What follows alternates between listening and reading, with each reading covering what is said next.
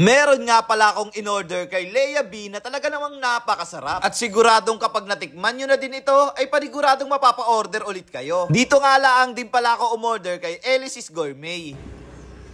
Paparami tayo ng kanin. So ayun na nga guys, umorder nga po pala tayo kay Elysis Gourmet. At ito na nga guys, yung premium tapa nila. Ito yung in-order natin. So titimusan na rin natin dito. Ayun no. Grabe. Premium to guys. Nakakatakam. Saktong-sakto to sa mainit na kanin. Kaya naparami na rin ako eh.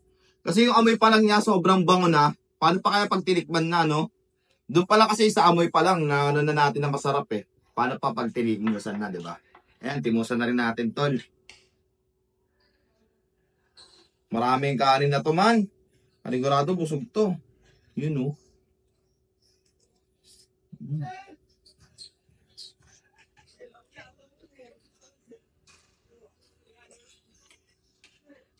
Malambot, masarap, saka juicy. Panalo-panalo par.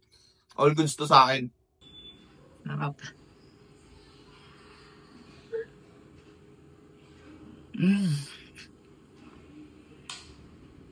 Namit ngid. Nakakasarap.